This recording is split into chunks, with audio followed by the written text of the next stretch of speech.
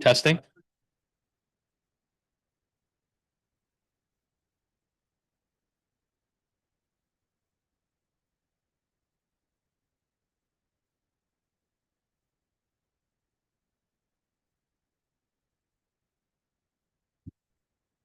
Okay, we're going to call the meeting to order at 5:31 p.m. It's a Monday, March 30th, and we'll start with the Pledge of Allegiance.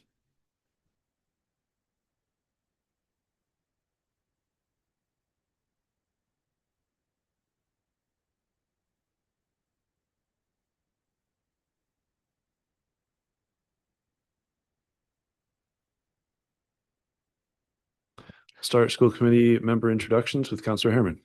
Scott Harriman, City Council Representative to the School Committee.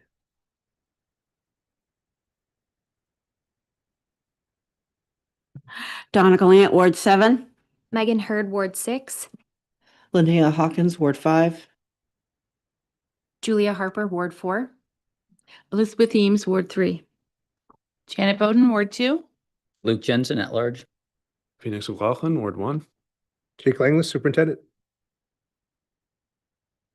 Okay, so next on the agenda is the adoption of the consent agenda. Are there any items that members would like to see set aside? Okay, seeing none, the consent agenda is adopted. So next is public comment. So members of the public may address the school committee for up to 3 minutes on non-agenda items now and on agenda items later. Speakers must adhere to our public comment policy, BEDH, which is available in the back of the room or on the LPS website. These meetings exist to conduct school committee business. The purpose of public comment is to share thoughts on school and educational matters. Committee members and school staff will not reply during this time. Comments must be directed to the chair and be civil. By law, comments may not pertain to specific staff or students. Comments about individuals must be directed privately to the appropriate LPS staff. Student privacy must be maintained. The public comment period is 30 minutes unless extended due to unusual circumstances. Priority goes to Lewiston residents and parents, students, or employees of LPS. Before starting, please state your name, town or city of residence, and affiliation to LPS. So, would anyone like to give public comment at this time?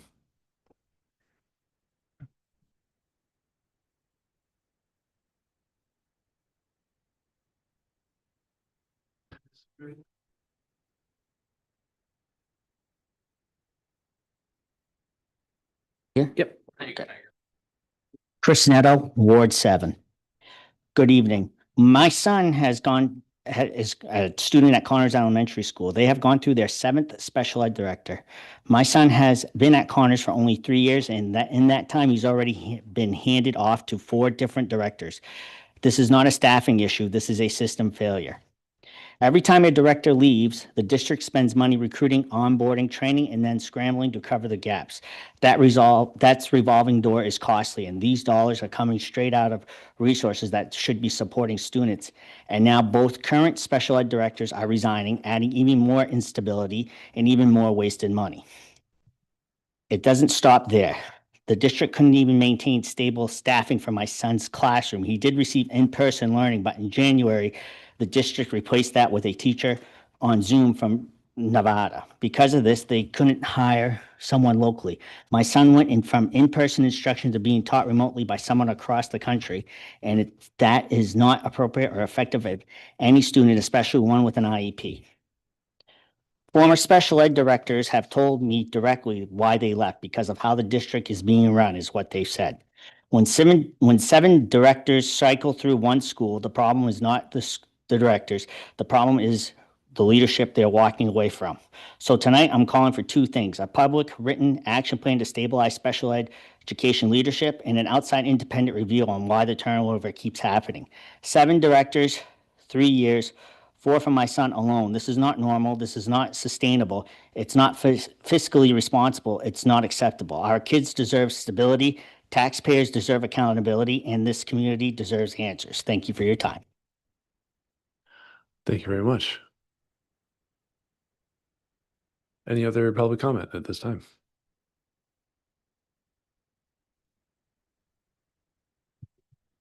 Sorry. Yes. Go ahead. Good evening, school committee. Christine Holden, Lewiston. I am speaking tonight as somebody whose affiliation with Lewiston Public Schools is that of a taxpayer.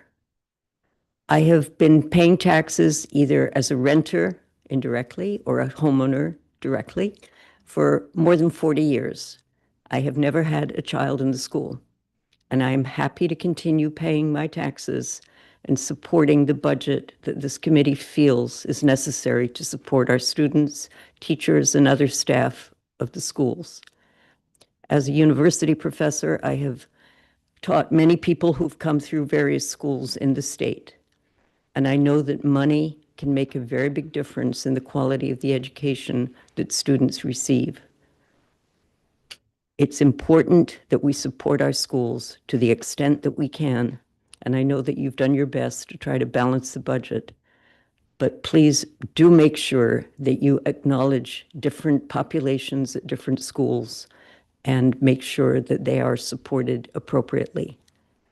And I, again, know that it's a difficult thing to balance a budget. There are a lot of public people who are probably complaining about how unbalanced budgets are. But thank you for what you're doing, and please support our students. All of us were students in school at one time or another and benefited from the sacrifices other people made. Thank you. Good evening. Thank you. Any other public comment at this time? Okay, seeing none, we will move on to item number 5, which is to receive and potentially vote on the field trip request to the First Robotics 2026 New England District Championship competition in West Springfield, Massachusetts. Turn it to the superintendent. So this was a placeholder. They competed last weekend, but unfortunately did not make the cut to go to the next level. And so they did not need to attend tonight. But if they did, there would be a quick turnaround. So we got it on the agenda for you. So next year. Okay, any questions for the superintendent about that? No. Okay, moving on to agenda item number 6, which is to receive and potentially vote on the field trip request for the girls basketball team to attend a basketball camp at Northwood University in Midland, Michigan. Good evening, Jason Fuller, Athletic Director, Lewiston High School. Thanks for having me present on this field trip. I think this is the next big step for our basketball program. I think we had a great first year under Coach Davis, who's also here with me. They want to do a summer camp, and it's a team camp, 12 kids with the 2 coaches on staff attending Northwood University in Midland, Michigan. I know it's a long way away, but in researching the camp, Coach Davis found this camp to present the best combination of all the things that he's looking for. And a couple things I did give you guys a sheet about it. Some of the rationale behind it was outside of just the individual skills, they do a lot of team development things, but they also do a lot of team bonding activities.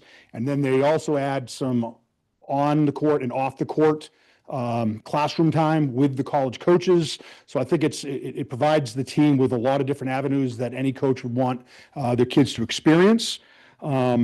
And then you've got the field trip form, but I did give you a trip itinerary. It is a little more specific than the form gives you. Departure time would be June 25th, and I put 6 p.m. It meant 6 a.m. from Lewiston High School. They travel in the morning. It is a 15-hour trip out to Midland, Michigan. They would stay overnight on the 25th at the Holiday Inn in Midland, Michigan. That will be funded by the Booster Club.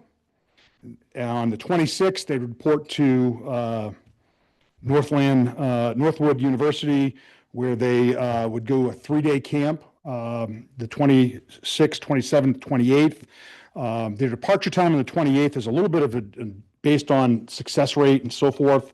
And again, if they have success, they'd stay to the championship game, which would be somewhere around 2 or 3. From there, they'd leave immediately and head on the 28th to Ithaca College. My brother-in-law is the athletic director there. I've worked with him. We're going to work with him in getting arrangements to spend the night there at Ithaca. So this trip will allow the kids to see 2 different universities, one in Michigan, one in upstate New York. And then on the 29th, they get up in the morning, head down and go to Ithaca College. Travel expenses, meals, and stuff like that would be funded by the Booster Club. You know, I talked to the Booster president today. They'd pack the cars before they leave, snacks, drinks and all that, head out. I know it's a long trip the first day. The second coming home is a little more broken up. Registration will be paid for by the kids. It is $230, but everything else is funded by the Booster Club, so no expense to the school department. The big thing we are asking is the use of school vans. Me and Mr. Langlis talked about before the trip, bring the vans in, getting them inspected, getting them checked over, making sure they're safe, ready to go. Again, we'd fund that through the Booster Club or myself in the athletic department, and then travel out and head back. Registration, would be normal, like any other camp or experience like this. They'd have to, first of all, register through I don't know why I kept putting Midland University there. Northwood University. Yeah, I screwed that up. I don't know what I was thinking there, but it is Northwood University. Yeah, in Midland, I messed that up, but they would register through the camp itself, but they also register through our normal LHS registration online. So we'd have all the contact information, all the parents' information, permission, and all that stuff. So they'd be covered in terms of emergency if something should happen along the way. But we're just asking for permission to go on this trip. I think it's a great opportunity for our kids and our program to take the next step. And I think it's a great way to basically start the summer and carry into the month of July. Okay, questions for the director, Member Bowden? Thank you. I have a few questions. Yep. First, are we keeping track of like eligibility for the girls that are attending this, like making sure that, Yes. okay, that was my first. Like we always do. Yep. Okay, just making sure. Second, are there any female chaperones going on this trip with them? There are not female chaperones at this time. Can we get a female chaperone, please, to go on this trip with the So- girls? Maybe. I just got to figure out who would be available. I will say this. I think I know at camp, part of the Northwood University is they supply their camp counselors and they have basketball players that are part of it. So they are part of the chaperoning of it. So there are females involved on campus. I think you'd have a little bit of a concern, at the hotels and at Ithaca, those two locations there, you wouldn't have a female there, but we'd have to find some female that would be willing to go. So I'm just hoping that a parent, maybe a mom of one of the girls would be willing to go on this trip. I know I'm obviously a little biased. My daughter, I'm so glad you're bringing this back. My daughter went to Ohio on one of these trips. It was wonderful. And the reason I'm asking, I specifically remember, and I don't want to embarrass her, she's not watching anyway, but I know that she did on the way back, called me in a panic about a female issue and Yep. was terrified to speak to the coach because the coach was a male. And there was a mom on the trip in a different vehicle that I was able to reach out to and crisis averted. But I just know for 12 female teenagers, they absolutely need a female chaperone on this trip. I'm not comfortable saying that. Hopefully there's a parent that wants to give up their time. I'm just not comfortable with two men taking them. I really feel like there needs to be a woman on this trip. That's my only gripe with this. Other than that, I wholeheartedly support this. I'm so excited that this is back. I think this is such an important piece of bonding and just an outlook of what the future could be and what the next level could be. And it really lights a fire for these girls to want to go to college and play basketball in college. So I just think this is wonderful. So thank you so much for bringing this to us. Other questions? Okay. Any other comments or potential motions? Yeah, Member Gallant? Are we willing to approve this without having the female component attached yet, or should they come back when they have one? My only thought is I don't know if they can get one. This is be a volunteer thing, and I think there's been some efforts already to communicate a little bit to see who will go on that trip. But I don't know if you have other thoughts. Again, we're going to ask a parent to give up a couple days to do this. You know what I mean? We can check. We haven't had a lot of success. I mean, Coach Davis, do you know any female parents that might want to come? I think we have a couple of parents that I already have in mind that have indicated that they are interested. There's your answer. Member Eames? Over the summer, I assume the vans are more available than normal, so I just wanted to make sure that was true. Thank you. And it's in the vans that the issue will be, because when they're at the camp, I think there will be adult females around. But when we are in transit, I think that's the in-between time when Yep, you absolutely. need somebody. Member Bowden. So I will go ahead and make the motion to approve the girls' summer basketball trip. Just with the caveat that you please, please, please get a female. Do everything I replacement. can. Thank you. I'll second that. Okay, moved by Member Bowden, seconded by Member Hurd. Superintendent, could you call the roll? I think starting with Member Hawkins this time, if I remember correctly.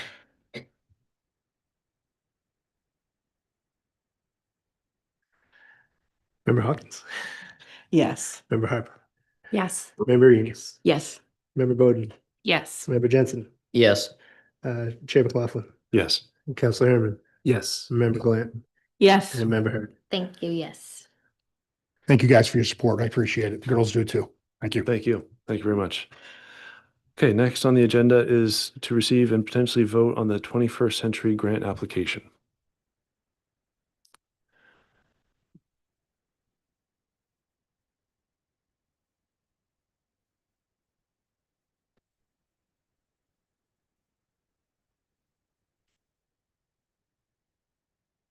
Okay, great. Thank you. Hi, Jenny Darrigan, a Federal Programs Coordinator for the district.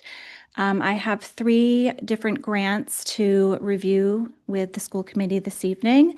So we're going to start with the 21st Century Grant Opportunity. I'm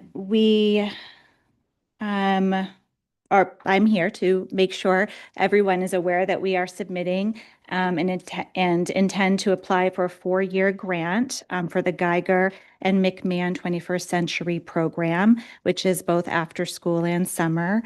This is a current program that we're running, and so we're looking to continue, and that would be what the application is looking to do. The next slide is a bit of an overview of 21st Century across the district, just for a little bit of context. The McMahon Geiger application is the one that we are submitting this week or now after approval, and it would be a 4-year grant for the sites of McMahon and Geiger. It is a total amount of $211,848. And this is a 4-year cycle grant. So I wanted folks to be aware that we submit an initial application for each of our 21st Century sites, and then it carries through 4 full school years. We don't apply each subsequent year. We do submit a new budget for the state to approve, but in essence, we're submitting an initial application, awarded, hopefully. We've been running 21st Century for a long time in our district.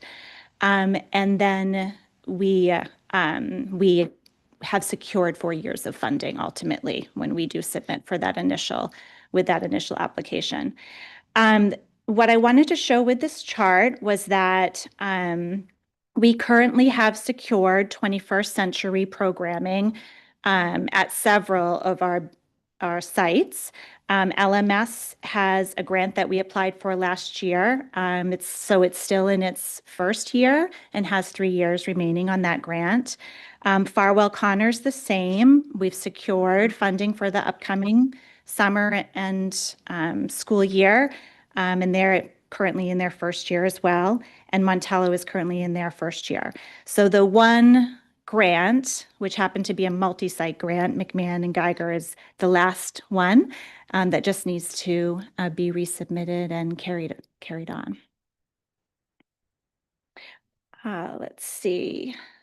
I wanted to just share a little bit about the 21st Century program for folks to hear that this is a federal program that does support after school and summer. It is a program that requires us to serve our low-performing students. So there is a student academic criteria for invitation or eligibility for the program. These funds are federal funds. They go to the state of Maine, and then we as a district and any other school district in the state of Maine applies. It's a competitive grant process, so these funds are not secured, and not all the districts that apply receive. Lewiston's had a great history of applying and being awarded 21st Century, so we're hoping the same thing happens for our final grant here. Just a few numbers that I had to share out was that current numbers for the 21st After School program that's happening right now. At Geiger we're serving 51 students, and at McMahon we're serving 71 students. The difference in numbers just has to do with our staffing and program set up for each of our different sites. We run 2 hours after school, 4 days a week. So the final slide here for 21st Century just sort of does an overview of the purpose to offer after-school programs and summer ultimately for students that are attending Geiger and McMahon. The partnerships is just a little bit of a highlight that the program does certainly partner with a lot of different local agencies or programs. And in addition, they're really partnering with Lewiston Public Schools because we do have some local contribution that goes to serve these programs as well. Our outcomes, we're looking to encourage students for increased attendance and just overall student engagement, connections to staff and connections to school and learning, ultimately improving literacy and math scores. That's really the main focus of 21st Century, is to get there by providing all of the wonderful programming that the program does. And just reiterate that the current funding source is 21st Century, and we're looking to submit an initial application to secure another 4 years of funding. Member Glad? As far as I understand, this is a matching funds program where we have to match funds for this program to be.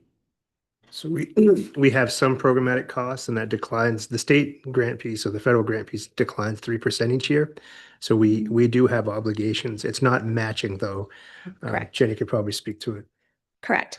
The way 21st Century works with a decrease in funding each consecutive or subsequent year. So the first year we're asking for the 211, I believe it was for this.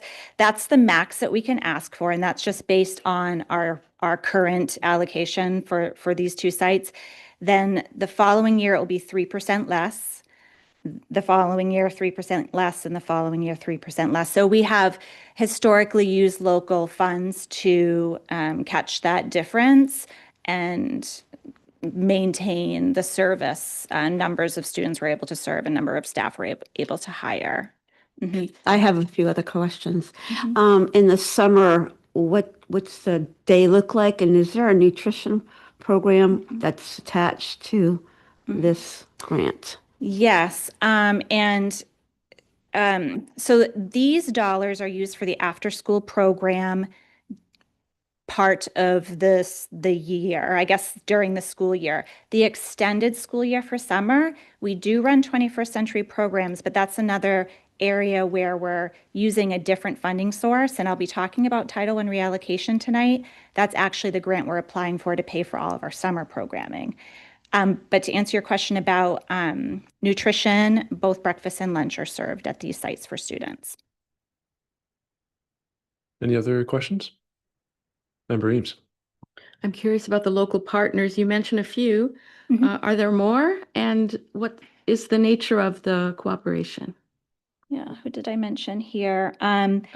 Bates is a definite regular and ongoing. It's actually our main partner. When we apply, we name them as our main partner. We have students come in and support activities and do a variety of engagements with 21st Century. Fork Farms is our hydroponic unit partner. So our hydroponics are our growing stations for gardening, indoor gardening, and we use the produce from the hydroponics to use in our cooking clubs and our nutrition component of the program. That those are all required elements of 21st century. So gardening and hydroponics is fulfilling that, that gardening requirement. But Fork Farms has been a partner with us for, I believe, 3 years now. Not only did we purchase originally the units from them, but ongoing PD and ongoing partnership on our advisory board. So Fork Farms has been excellent. Girl Scouts, I would have to double check which site has Girl Scout involvement. Not all of them do, but we have some Girl Scout. It's not really the same as a troop. They're just coming in to do activities that sort of align with Girl Scout programming. My question was about and many other local partners. Yes. Let me think. I'm trying to think off the top of my head here. For others, I'm happy to get a list from our director and send that to you for sure. She'll have more details on that. Member Hurd. Thank you. So I think this is great. But I don't remember you coming every single time to like present to us about like the grant. Maybe I'm just like forgetting and it's just been that long. But I also think that 21st Century is used to boost literacy and math within our district. And 21st Century doesn't look like a normal school day. Like the things that you're doing in 21st Century are definitely out of the box thinking, which I think some of those things would be probably super helpful in our classrooms, because obviously, as we saw by the slides, only a small portion of our students are able to attend and or recommended or accepted into so I would just love to see some of those things actually being brought into our buildings and used every single day, because if that's what the state is requiring to boost those scores, it would just make sense that we would use those same sort of activities and things like that in our everyday classrooms for the rest of our students. Yes? Yeah. Thank you. And I would just comment to that the 21st Century grant is an enrichment grant. So it is very focused on enrichment activities that are give students the opportunity to practice literacy, math in different ways than their regular school day. So it definitely has an enrichment feel, which is different than a very specific tutoring one or a specific small group instruction. So there's a bit of a difference there. But yes, it's engaging. So kids do love it. Member Jensen. Thank you, Mr. Chair. So I'm fully in support of this. I mean, I can personally attest to the benefits of the students, and seeing like a good handful of my own students last year in the program, and one joining towards the end of it, and just seeing the change in him and just how wonderful that is. It's just such a really cool program. And I mean, like I still very vividly remember walking in some mornings and, Mr. Sherry's cutting up the basil that growing in there. And it's just a wonderful environment. And so just seeing the work that goes into it and the benefits to the students, it's just an incredible program. So like about 10 years ago, there was kind of a big focus on the school committee of looking at grants and making sure that it was well known that if we accept a grant, we're not committing to putting it in the regular budget if the grant funding runs out. So I just want to make clear that, the expectation of us passing this isn't so that, it would eventually go in the regular budget if we don't get any grants in the future. But as far as getting the money for this now, I'm absolutely 100% in support, and I will move passage for the 21st Century grant application. Okay, so it was moved by Member Jensen, seconded by Member Bowden. Any other questions or comments before we go to a vote? Yeah, Member Hurd. So staff at the school volunteer or get a stipend for the extra hours? Like and that's what the grant pays for, correct? Yes, that's part of hourly pay. So the staff who are hired to commit it's a lot of hours a week. We have teachers, some ed techs in the program, so it's hourly pay. And then we have site coordinators at each of our site. They are teachers as well, and that's the same hourly amount. And then we have a director of the program, Gretchen Pleasant, who oversees all of the staff, the site coordinators, and the director meet regularly for a very holistic view of the program as a whole. And then, we are running program at individual schools. So there's a bit of some individual pieces to that, but it's definitely a district system with folks involved, connecting with each other regularly, and the hourly pay. Yeah. Okay, any other comments or questions? Is there anything specific you need in the motion other than what Member Jensen indicated? No, just to approve submitting the grant for the two schools. Any public comment on this item before we vote? Okay. Could you go ahead and call the roll? Member Hawkins, Yes. Member Harper, Yes. Member Eames, Yes. Member Bowden, Yes. Member Jensen, Yes. Chair McLaughlin, Yes. Counselor Harriman, Yes. Member Gillette, Yes. and Member Hurd. Yes. I'm gonna goof this up at some point. Okay, Oh, I could do that. that's true. Is that okay? Yep. Okay, so that does pass unanimously. So that does bring us to agenda item number 8, which is to receive and potentially vote on the submission of the Sewell Foundation application. Are you going to start this one, Superintendent Langs? Okay, Jenny.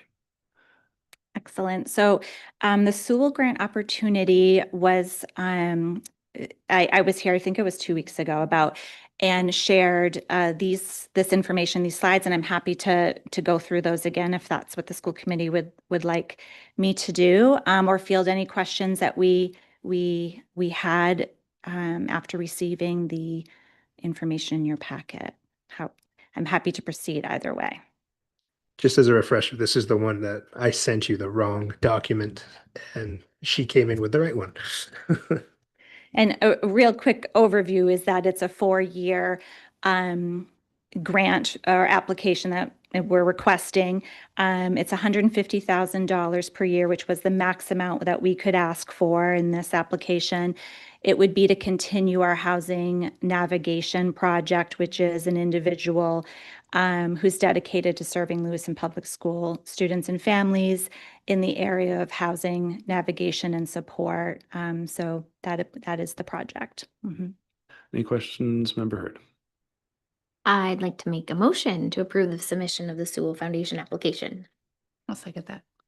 Okay, moved by Member Hurd, seconded by Member Bowden. Any other questions or comments before we move forward on this one?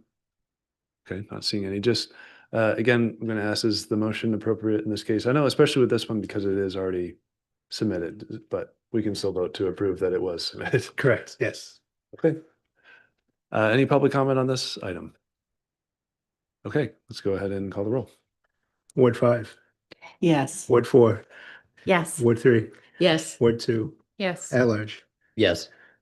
Ward Ward 1, Yes. Counselor, Yes. Ward 6, sorry, 7, Yes. Yes. Ward 4, sorry, Ward 6. Okay. I'm going with names. Yeah, names. I'm is going back probably to easier names, in I'm that sorry. case, but okay, it was unanimous in that case, so that makes it easier. Okay, so that does bring us then to agenda item number 9, which is to receive and potentially vote on the Title I Summer Program Grant. Yes, perfect. So the Title I Summer Grant opportunity, this grant has in previous years has been called Title I Reallocation, so that may be familiar to some of the members. Each spring, the state of Maine presents an opportunity. Again, this one is a competitive application, a competitive grant. For summer programming specifically. So we are looking to submit an application to serve 7 sites in our district for the summer months. So this is actually a 3-month time frame we're looking at. It's only for summer months. It's only for summer programming for the summer of 2026. We're asking for $308,458 of the Title I reallocation budget that the state has. This is the exact amount that we spent last year. Trying to really be reflective of what we're needing for Lewiston and putting forward an application that was strong. We landed with this number. Again, it's exactly what we spent last year. We're hoping to run a very similar size program serving approximately 370 students. hiring approximately 43 staff. And again, at all K-8 sites. And Title I funding is only allowed for K-8. So that's why it's for that group of schools. The grant would support 6 weeks of summer program, 4 hours of instruction per day, the breakfast and the lunch for the students, and it's 4 days a week. We have applied for Title I reallocation in the past many, many times. The only few years where we didn't was when we had COVID relief funding that was very specific for the same purpose. So we utilized those funds. And so last year we had Title I reallocation, and we're hoping to submit another application and secure funding for summer again this year. I started saying but didn't finish that the reallocation part to this is that districts across the Maine, when they have unspent Title I funds, their regular school year Title I funds, if anything's unspent, the state takes that money and puts it in a bucket and then offers it back out for summer program as a reallocation. So that's sort of how we get to the reallocation part. I know they have about 1.3 million to award this year. So we are asking for a significant amount of that, and districts across Maine will also be submitting applications in this competitive application process. We may be awarded what we're asking for. We may be awarded a portion of what we're asking for. Questions? Yeah, Member Glant? Yes, so you have Century 21 and then you have Title I. Do they complement each other? Do they overlap? One is for the entire summer and one is for 6 weeks, correct? So how do they fit? Are there same students going to each? Yeah, I'm happy to explain that. It's tricky because the funding has a different name to it. We're requesting Title I reallocation funds to pay for 21st Century Summer Program. And then we're using 21st Century funds to pay for 21st Century After School programs. So we're braiding the different funding options we have to ensure we can run both after school and summer program. So a 21st Century program is a 21st Century program because of the components that are in the program, not so much the funds that are paying for it exactly. Counselor Harriman. Thank you. Just a clarifying question. So these are federal funds, but we're applying to the State Department of Ed because they administer them. Correct. Okay, thank you. Member Hurd. Thank you. I know we've gotten it in the past, but if we only get awarded a portion, are there funds in the current budget that would cover any remaining, or do we not have any? Or if we only get awarded a little, do we only offer part, like what are our? So every year there's a little bit of I don't know the right phrase, but it's a waiting game because these funds we don't find out typically until June if we get them. If we don't get them, we may not have adequate funding to do what we typically do in the summer, and we would adapt as we go. There's some local dollars for extended school year, which is ESY, and that's typically connected to special education programming. We can sometimes harness whatever energy we can in the local budget to help with transportation, what have you, but the title funds they're essential for us to run the programming that we want to run. Member Glant. So for the summer program, how are the students selected or invited to the program? So the criteria piece is still the same as the after school program. There's a low performing criteria. It is very common for students who are participating in the after school program to be invited for the summer school program, but then we can serve more. So, we're able to reach farther. There's some teacher recommendation in that process and Member Hawkins. So, you know this, I'm a school bus driver. I've driven summer school a couple of times. scroll past the PTSD of the bus. The children, when they get on the bus, they're exhausted, but it's in the best way. It's that they've had a great time, they've learned great stuff, they're always telling me about it, which is great, but I'm roasting, so I don't want to hear it. But I've never seen a kid come out of Century 21 in any way after class. Sometimes they're a little cranky because they're overdone, but it's usually because they had a blast and they're just, okay, I'm gonna go home and nap. I have a child on my bus who's very mad at herself because she didn't take the paperwork home, and now all of her friends are talking about what they did at Century 21. She's like, I'm like, well, that's why it goes in the backpack and to mom. So, very much approve of this program. I hope we get the funding we're asking for and things go through, because I see kids from this program on a daily and I can see the change it's making for them. So. I just had a quick question. So you mentioned that you're applying for the same amount this year as previous years. Sounds like you're hoping to offer the same amount of programming, et cetera. As we've talked about elsewhere, though, some of our costs, such as staff pay and other things, those do go up year to year. So how do you make that balance? So for the 21st Century program, we actually have a set amount for our teaching staff of $40 an hour, because it is out of the contract because it's a different program. So we can really have that steady teacher pay, very, I guess, factor there. The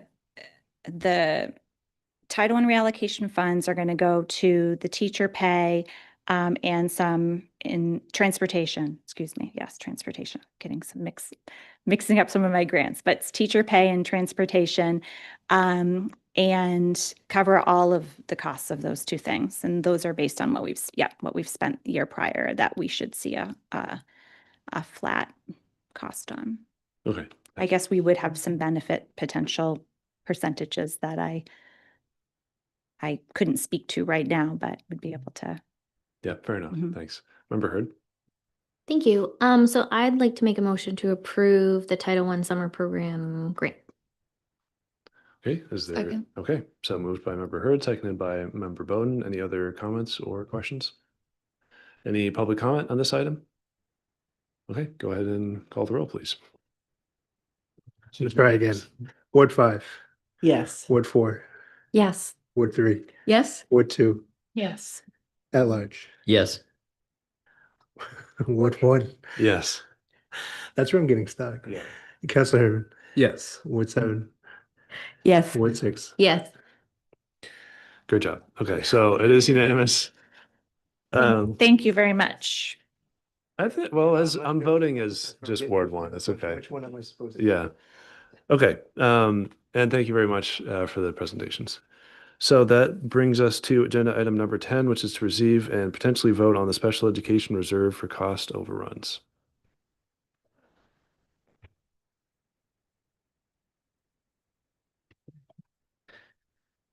So there's a memo in the packet. I can put it up on the screen here for those not here.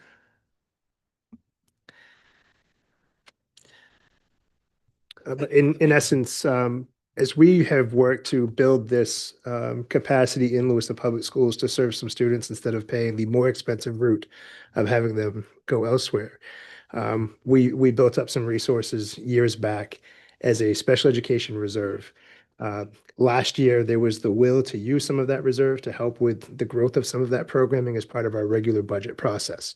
What we've come to find this year, as I shared back in February, we've seen some cost overruns as it relates to special education, both in staffing and in transportation. And so what we'd like to do, so we can continue to work toward making sure we land in the good for the budget in the black, we would like to use the remaining reserve to pay down those higher costs for transportation and special education in the current fiscal year. It's my understanding that unless you change the use of these funds, you have the authority to approve that. So I wanted to bring that to you for your consideration. Any questions or comments? Member Bowden? So it's the remainder of the funds that we put aside, and it's just going towards bringing down costs. Okay, and so then what happens? Bringing down. Oh, I'm sorry. It's okay. Can you explain exactly what it's going to then? Because maybe I'm a little confused. I thought it was to. So these funds will be used for special education costs that have overrun this year because of excessive transportation costs and staffing costs in our specialized programs that we have in-house.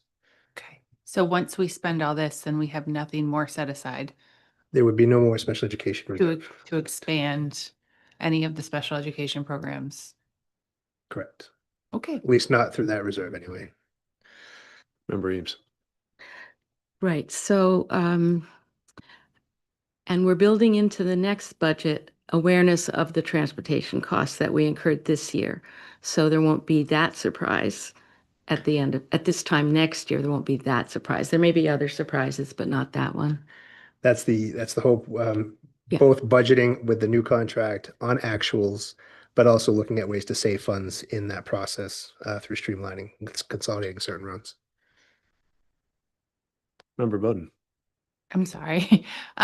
So correct me if I'm wrong, but I remember when we set this money aside, it was specifically because we didn't know what was happening with CDS and bringing in all of those kids. So what happens if what next year we have to bring in a bunch of kids from CDS? Isn't that what that money is for? So I remember there was, I don't think it was CDS, there was a quandary in the funding formula that we didn't know about. And it was the year that they changed a lot of the tuition rates, like that process shift, if I recall correctly. And it was one of those, we won't know what the rates are until later this year. And it could be, I think we had planned it could be up to as much as $1 million more. And that was when that reserve was created using essentially remaining COVID dollars that allowed us to have a surplus. And so we had kind of squirreled that away thinking that we could use it later. But yes, it was an unknown budgetary piece. And again, a chunk was used last year to as revenue for the budget to be started. Member Eames. And the CDS is not next year, it's the year after. Is that Correct. correct? Yeah. Okay. Member Hurd. Thank you. So I will make a motion to approve the special education reserve for cost overruns. I'm just like, I understand why we're doing it, but I'm also worried, like if we ran into cost overruns this year, and thankfully we have this money to cover that, what are we going to run into next year? And I know we have already kind of forecasted the extra cost for transportation, but there's always something, that you just can't plan for. And so I'm just a little hesitant to use all that money to cover this and then have nothing next year. So I don't know what the dollar amount is in there, and I don't know what the dollar amount is that we need. And I don't know if we only use a portion of it, where that other money will come from. Hold on. Did you make a motion there at the start? It sounded like you did, and we should just follow that. Motion, yes. So I will make a motion to approve the use of it, but I'm kind of rolling into like a few questions Yeah, we there can get back too. to that. Yeah. Is there a second to the motion? Yeah, there's a second. Okay, all right. So moved by Member Hurd, second by Member Bowden. We can continue the discussion though. So do you want to get to those questions? Yeah, I think, well, two things. One is when we can, we should be smart with our money so that we have a reserve like this. And I think that's what we did. We were intentional about not just spending that on whatever, but establishing that reserve. So this use, while I wish it was still going to be there next year, is the purpose of this because it is directly connected to growing that climb program with having so many staff now, which is needed, but not inexpensive. And so I do think that this is tied to that specific purpose. If we don't need it, we can always bring that back to you and maintain the reserve. But I'm pretty confident we're going to need it unless we find some other invoicing issues. What would the alternative be?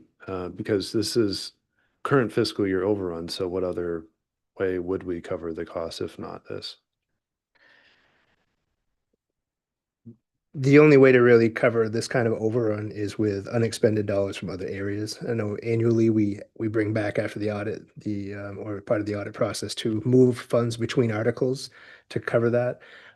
Because we've reduced by so many vacant positions over the years, those funds and other articles don't exist. And so we don't have a lot of room for movement, but that would be one. The other one that I am aware of, but I've not checked with legal on the mechanisms, would be to use unexpended fund balance. In Lewiston, it's feasible, from my understanding. It would have to go through you and the city council. It's my understanding. I don't know if it needs to go to referendum. That's the only piece I don't know. I don't think that it does, but I would want to verify that before I just say it without that caveat. Councilor Herman, I don't know if you recall from past experiences. I do know that it has to go to city council. I don't believe it has to go to referendum, unless it's above a certain amount, which I don't think we're talking about right now. Member Harper. Thank you. Yeah, so we've heard a lot about the transportation, and I understand, I mean, I probably have less background than everyone else up here about the special ed program, but I'm just curious. I understand that it's new and we're just trying to figure out all the mechanics of it. I'm wondering, I know our special ed director isn't here tonight, but if the superintendent could just explain a little bit about what our thinking is around the cost overruns and if we have a good plan for, obviously things come up, things change, sometimes out of our control as we're seeing with this budget season. But just thinking about, like, I realize also we're still spending less than if we sent all those kids to special purpose private schools, right? So that's great. And at the same time, in trying to plan, how do we think we're gonna, like, is there a plan to like curb that for next year so we're not end up in this exact same spot? I mean, we've budgeted based more on actuals because this is a growth model. But even going back to that first budget workshop where I said, we're not talking about growth in programming in this budget. We're talking about, at best, maintenance of effort. And so that's a real scenario in this budget climate. So we won't continue to push for growth in those spaces as much. And Director Crafts, if she was here, I don't want to speak for her, but I think she mentioned the slides that she talked about. We're making sure that we are staffed well and that as many slots that are available in those programs are actually filled and enrolled with students. And that's part of their effort to bring kids back from outplaced locations. So that's actively happening. We're below 100.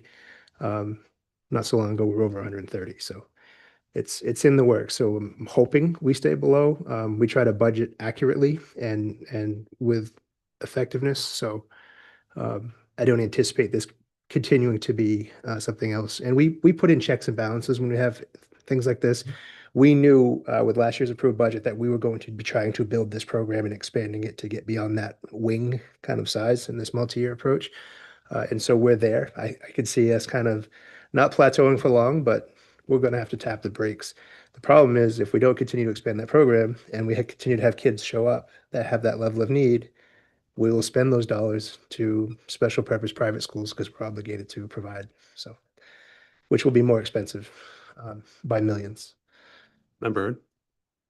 Thank you. So the way I kind of think of it, or the way that it like makes sense, and correct me if I'm wrong, but like this is technically our second year of actual like climb in our district. So the first year was the very first year, we didn't really have anything to compare it to, and then this year is kind of our second year. So we can kind of look at like what did we spend the first year, now we're into our second year, so we kind of have more of like a handle of what we're looking at for checks and balances, what's coming in, what's going out, who are we serving, like that kind of thing. So I'm hoping that maybe the district has a better handle on like, where we're at money wise now that we're kind of almost 2 full years into the programming.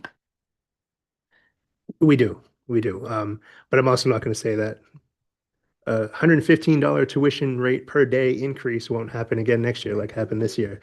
There's those kinds of things that we don't have control over that I feel like it's more responsible to have a reserve and use it when we need to than it is to fabricate a number for budget purposes and then have it just be way off.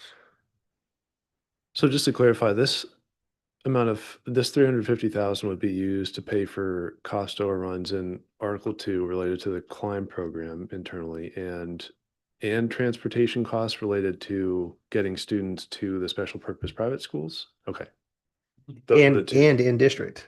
So Oh, and in so district. Okay, right. bringing kids to and from the CLAD program itself. So there's some additional costs, kind of all over.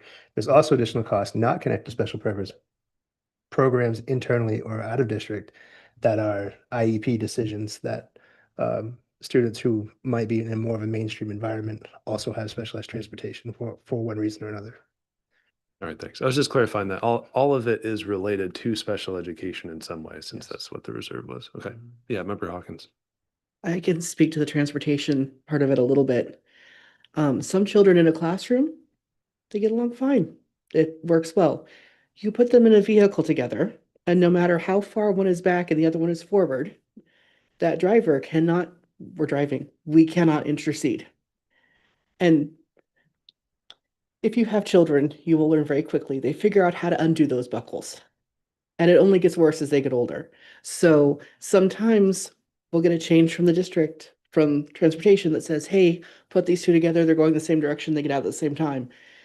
The first ride tells you exactly why that cannot happen, which is necessitates two different vans, splitting it up. We come and Kayla and the transportation department are great about we'll give it a try and see what works, because that's a lot of what it is. And I can tell you on a daily, our van drivers, the majority of them have a change of one sort or another, whether it's going to a separate daycare or a different parent's house, or don't put them with this person. It's constant flux. And it does lead to cost overruns, because as much as we want these little children to just sit in the car and go home, or sit in the car and go to school, yeah, that works sometimes. And other times it really, really, really doesn't. So it's like I said, constant flux. And our transportation department is really good about, okay, that didn't work. Let's try something else. And it does lead to overruns, but in the end, it's what's best for the students and their safety. And some of our drivers love doing the long runs, going down, dropping off the students, sitting there for 2 hours, 3 hours, whatever, and then driving back, because there's no point driving all the way back just to drive back down. I would never do that. I would go insane. But some of our drivers, that's perfect for them. So it really is very much which jigsaw puzzle piece is going to fit with what, when, and where. And our transportation department, and I know my boss at Hudson worked very hard to try and keep these things aligned as much as possible. And it's not always perfect. And every day we're hearing on the radio, one of our drivers who's driving down to, I don't even know where, there's an accident on the turnpike, or there's construction here. And that's where the radios are awesome, because we can warn each other. But delays lead to overruns. Students supposed to be there at this time, you're getting charged for the full time, they're only there part of the time. It's a thing. But I'm glad we have this available. Hopefully, when we need it again, we'll be able to figure out something to have it again. Because as we all know, nothing ever, ever stays the same year to year. So appreciate this is available. Hopefully, when we need it again, we'll be able to sort it out. Okay, thanks. Oh, yeah, Member Harper. Thanks, and thanks to the superintendent for explaining all of that, and for others for chiming in for your understanding. It's really helpful. I just wanted to say, for anyone listening, I talked to a teacher at McMahon who was just so thrilled about the special ed program that's there, and just talking about how it's so incredible and how the kids are, integrated into the rest of the school when they can. And so I guess I just wanted to throw that in for anyone who is watching, who may be thinking about moving their kid from a special purpose private school to Lewiston schools, that it is actually an excellent program. And it sounds like, our transportation folks and, everyone's doing everything they can to make it that way. So that's all I wanted to say. Great.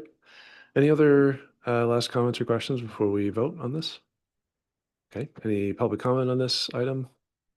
Okay, go ahead and call the roll. Try again. Ward 5. Yes. Ward 6. Yeah. Sorry, 4. Yes. Ward 2. 3. Sorry, Ward 3. Yes. I don't understand. My brain should be able to do this. Ward 2, Yes. at large. Yes. Ward 1, Yes. Councilor Herman. Yes. Ward 7, Yes. Ward 6. Yes. Okay, it is unanimous. Yeah, we'll need to get that sorted before we get to things we disagree on as a committee. But okay, well, that does bring us to the report from the school committee chair. The only thing I'll mention is we did discuss at our last meeting about, just that we're in kind of a difficult position working on our budget without all the valuation information being available. And again, that's not exactly our purview, but it does affect our process. So I think I had alluded to at the time, and I'm just going to say now that I'll just draft a letter and see if any committee members are interested in putting their name to it, just to put a little nudge with the city council and just say, hey, this has been an issue for us. This is unusual. Anyway, so I'll send that around and we can share that if everyone is interested. So that's all for me. Any questions about that before we move on? Okay. Next is the report from the school superintendent. I just have a few things, certainly busy times with the budget, but to that end, while this isn't a budget workshop, we do meet Wednesday. So people are aware of that. That will be at Connors. We have pursued other quotes for that workman's comp insurance. And so we're hopeful that those will come back with detail that might help further reduce that obligation as soon as we know. When we have the comparison from our RFPs and from our quotes, we will bring that to you. We have 66 kids sitting for the sealed bioliteracy assessments. These are kids that if they earn that credential by way of the state of Maine demonstrating their fluency with their second language or a second language, they also get college credit. They get it noted on their transcript. It's a good process, and that number seems to be growing each year. We have new nutrition RFPs going out. Alyssa gave me the rundown today between milk and who delivers, who doesn't, who wants a key, who doesn't, there's a lot of different variables in that process, but that's all happening as far as relates to food, milk, nutrition related items.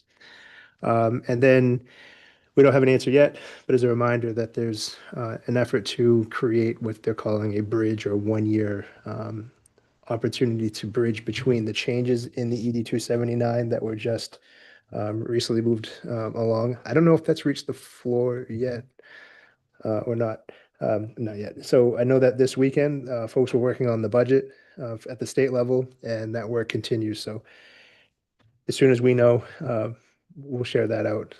If that is able to come in as a one-time supplement for us, that subsidy could be very meaningful when we're having all these tough conversations.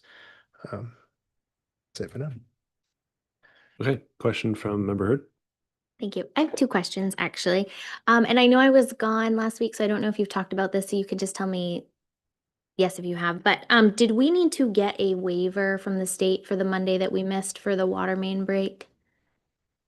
So not yet, because that counts essentially like a snow day. And then that will have to be made up at the end of the year. If we have more disruptions, we could explore a waiver. I would bring that to you because you have to approve if we send that to the state to waive any days. So that was kind of my question. So we use that as technically a snow day. Are we over our allotted number of days? No, it's been a reasonable year, I'll say. So Okay. we're not over. One challenge that we do have though is we're running up against Juneteenth, which is a federal holiday. And so we're working with the LEA on what that might look like as it relates to teachers. As of right now, would come back on the following Monday for a half a day. No kids. And so we're going to talk about that some more. Okay, so that would be my other question. Could we apply for a waiver for that day if we applied for a waiver for that day, would that eliminate the need for teachers to come on that Monday? In one sense, yes. What you get when you put in for the waiver, you don't actually get the teacher contract days waived, you get the student days waived. Okay. But yes, it would still pull it back by a day. I don't think that they would approve it for 1 day. Usually they're pretty stringent about the waivers. There's usually a something that had happened. I think the last time we got them, we had the mass shooting, we had the December flood with all the trees down. So we had some pretty exigent circumstances. I'm not saying that they won't approve the 1 day for the water, but I don't think that they would. Okay. Any other questions? Are you all set? Okay. Next up is the report from the city council rep. Yes, I want to speak just briefly to the funding that Superintendent Langlis mentioned, the potential bridge funding. We had the legislator office hours at the library this past Saturday morning, and that question was asked, and Senator Rotundo, as you know, is the Senate Chair of the Appropriations Committee, and she was pretty tight-lipped about it. I guess it's still kind of just being considered along with other things, and it hasn't come to the legislature for a vote. I'm not sure of the exact path of that. If that would come for a vote, it's not part of the next budget, so maybe it would. Not completely sure about that. The other piece I had was about the Colisee. So the city council has a special meeting tomorrow at 6 before our budget workshop to consider a smaller loan rather than guaranteeing a $1.4 million loan. The city would actually be loaning $250,000, 0% interest for 14 years to as one piece of the financing for this project at the Colisee. So that packet is up on the website. If you have any questions about it, feel free to reach out. But we have that special meeting tomorrow evening at 6. And I'm happy to try to answer any questions now. Thank you. Any questions for the counselor? Yeah, Member Jensen. It seems like staff had been working with the owner of Milltown Sports for quite a while. And then it kind of seemed like you guys in the council weren't included in that. And it kind of seemed as a surprise to the interim economic director. Like what was the process behind that? And I don't know, it's just very confusing to watch. Yeah, I don't know that it came as a total surprise to us, but it has been in the works with staff for a while. I think for me, just speaking for myself, some of the pieces just didn't seem like they were fully developed and ready, at least in my thinking. I'm still considering how I'm going to vote on this tomorrow, but this does seem like a much, I mean, it's obviously the city loaning money rather than guaranteeing, but it's a much smaller amount of money. So I'm a little more comfortable with that. But yeah, it's a complicated project with several different streams of financing. So it's a lot to put together. Member Hurd. Thank you. So I have a different maybe lens view from it, as my oldest plays hockey there, plays for the Midcoast Junior Polar Bears, who are also in the process of raising funds to help with the Colisee. I've actually talked to Nate quite often and like been on a few conference calls with them. Nate was initially looking, if you're from around here and you've been around here for a while, the Maniacs, when they were originally here, were part of the Quebec League, which is called the Q.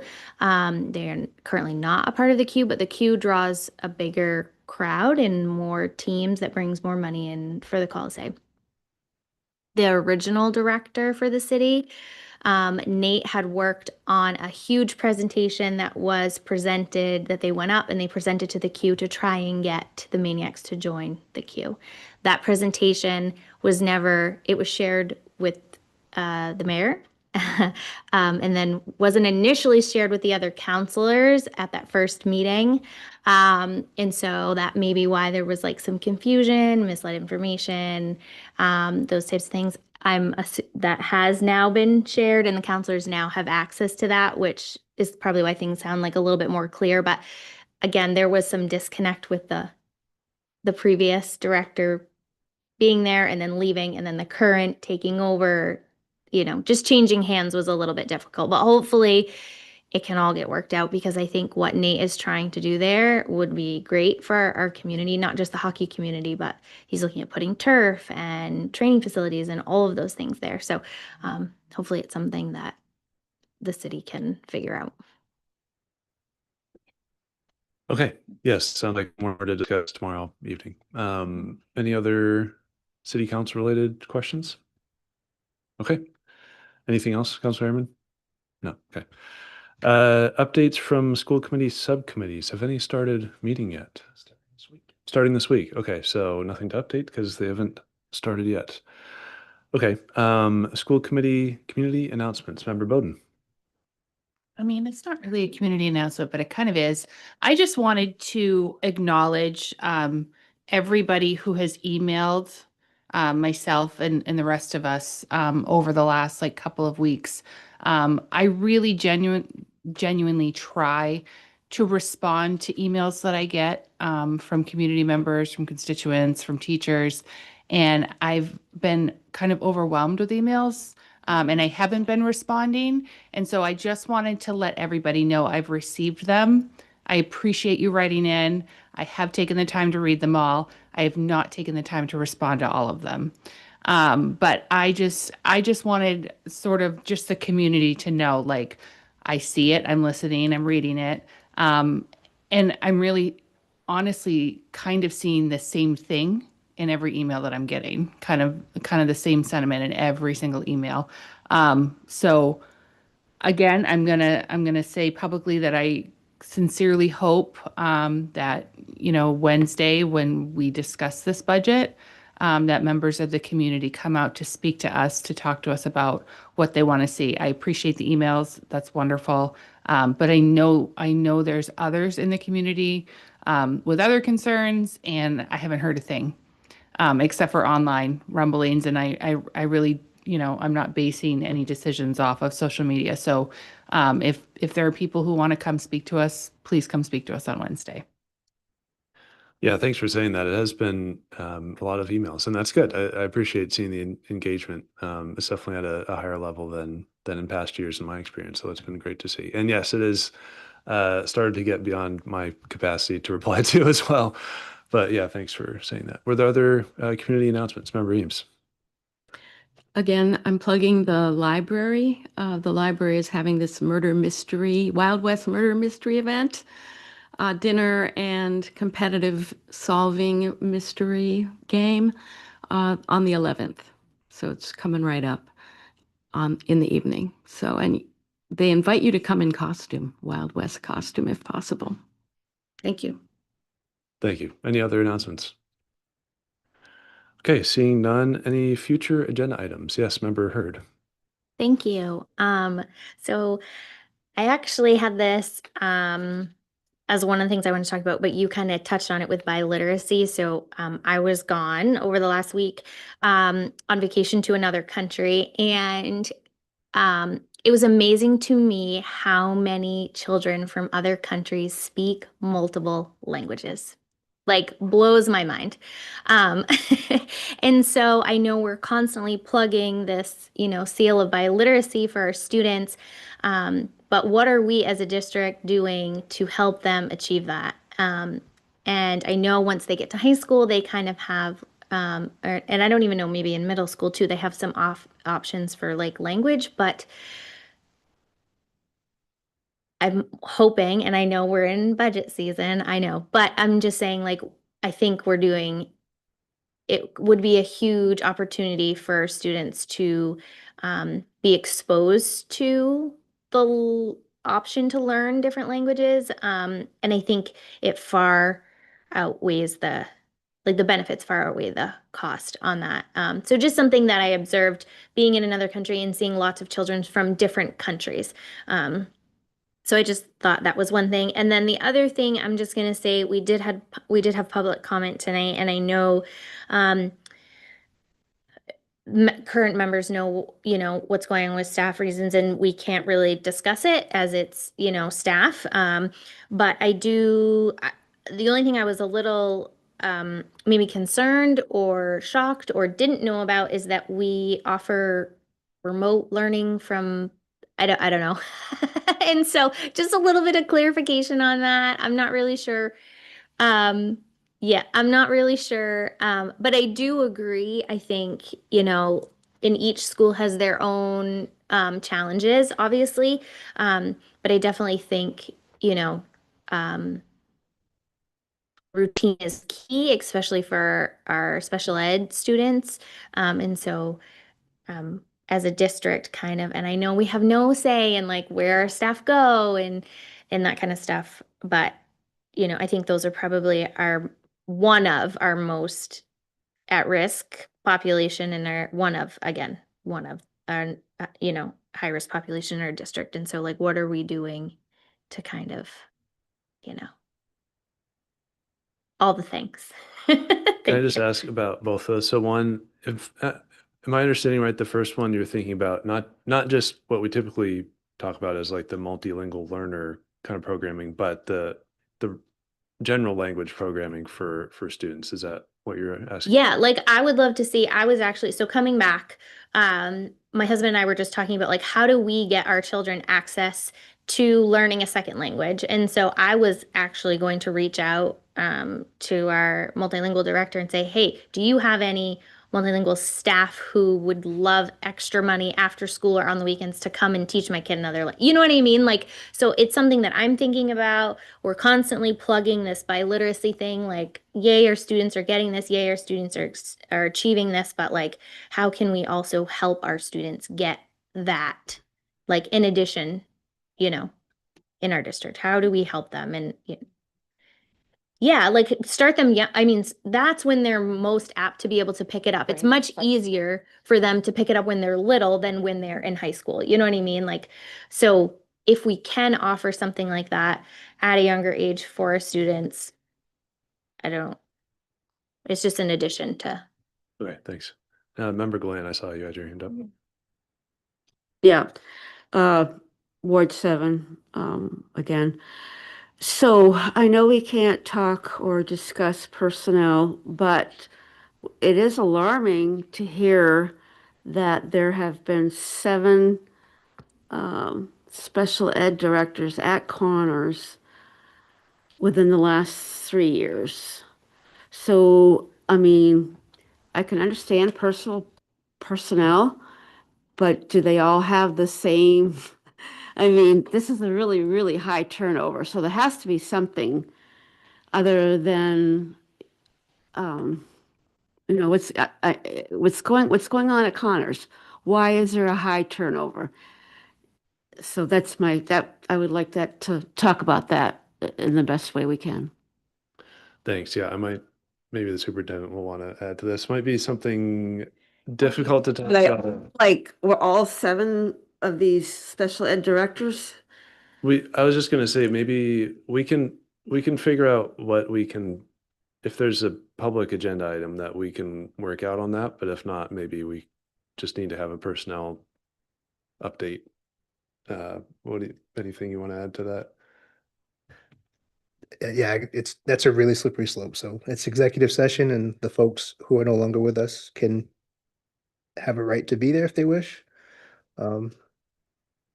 But yeah, we keep a pretty good pulse on leadership in these different roles. I would also say that many of the things stated at the podium were not actually factual, including having 7 different people or taking classes online. Okay, Member Reeves. When they said that they were zooming to Nevada, I thought it was the speech pathology, maybe, because that was the one thing that I think they had been farming out because there was nobody. So, but maybe I misunderstood that. Yeah, we do have contracted services from multiple specialties, OT, PT, speech, being some of them, at various levels in different spaces. Yeah, And again, because we can't hire, there's no applicants. that might be something we could talk about at some point, is just what is our policy on when and where remote options need to be available. Member Hurd? Thank you. Yeah, I think that would be good because it just came as a surprise to me. Like I didn't know that was something that we like offered or something that we were doing in our district. Again, it's just not something that I knew. But also, I'm thinking maybe a talking point is like we had initially Kirsten had initially come to us and said she wanted these positions to help with turnover to try and keep, some resemblance. And so like maybe that's kind of more of the avenue where we go down. Like, since we've created these roles, how has that looked? What does that look like? Like kind of, you know what I mean? And I don't know if that makes more sense, but Yeah, and just to piggyback on that, I don't know, other than Connors, are there other special ed directors in other schools? in every school. So these are not special ed directors. I want to start with that. These are assistant principals. Every school has one. The high school has two. Connors had two. We do believe that that can be done with one person with some help. So the word director, I just want to be really careful with. We have one director of special education, and the folks that we're talking about in different roles at Connors are assistant principals that focus on the area of special education. And yeah, Member Jensen. Just wondering, not to beat a dead horse, but are we gonna have a vote or discussion about goals coming up soon? Because we're about a quarter of the way through the year and we haven't even hardly touched, anything. Thank you for bringing that up. Yeah, I was actually talking to the superintendent about this earlier. Hopefully we'll come back to a next meeting or our next regular meeting. So a week from now. Yeah, Member Harper. Thanks. This is probably not fitting this exact agenda item about future, but I just wanted to clarify for the public and also a little bit for myself about our timeline with the school budget. So my understanding is that our next meeting, our Wednesday, it is, budget workshop, but it is to potentially vote on the final budget for the school committee version of the budget. And that's kind of we kind of have a deadline on that in terms of the turnaround for city council. Is that correct? So we do have an option and ideally, if we come to agreement, we can vote on Wednesday at our meeting. We also, in planning out the agenda for a week from today, if we need time to continue the budget conversation, then we can do that.